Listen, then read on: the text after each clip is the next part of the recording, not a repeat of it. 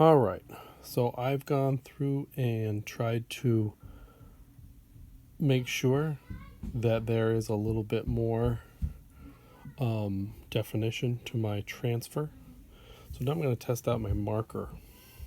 And I just want to make a couple strokes, kind of see if I have very light pressure, what does it look like? If I have very heavy pressure, what does it look like?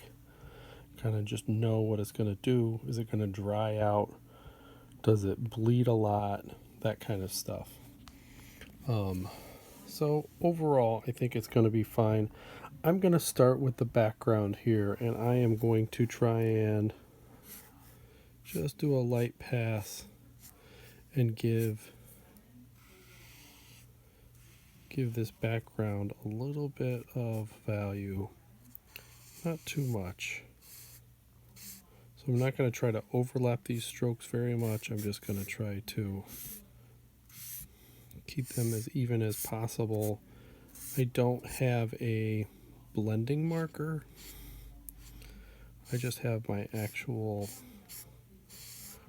Blick art marker. I don't think these are as nice as the Prismacolor brand or Copic markers, but these are rough drawings. These aren't meant to be finished pieces. This is me trying to set up the values in my picture. The size is big, just like my book would be. I don't have any questions about, does this need to be bigger, smaller, all that stuff. I've already answered those questions. So that's what you should be trying to do yourself, is have an answer. Is this the right size? What size is my comic book? What size is my children's book? I think I did put more of an exact size inside of the concept art. Now all this in here to me is going to be kind of night, or at least going from like middle value to dark.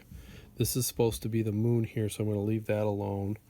I'm trying to have the idea that this is a volcano over here, so I might go through and make a second pass with this marker on parts of this up at the top. And I might go over it a third time, and I might go over it a fourth time. Should probably see if I have anything important underneath, which I don't. That's good. So I can keep kind of building that value by layering on top. Now I'm trying to have some smoke come out from there. So I'm going to, maybe I won't fill all of this in early on. I might kind of pick and choose moments, try and get it so that it flows a little bit. That my strokes or my lines flow as well.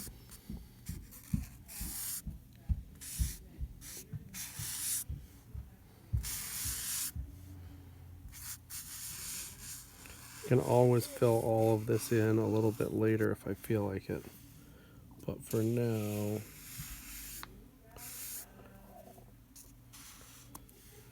try to, pick and choose some moments.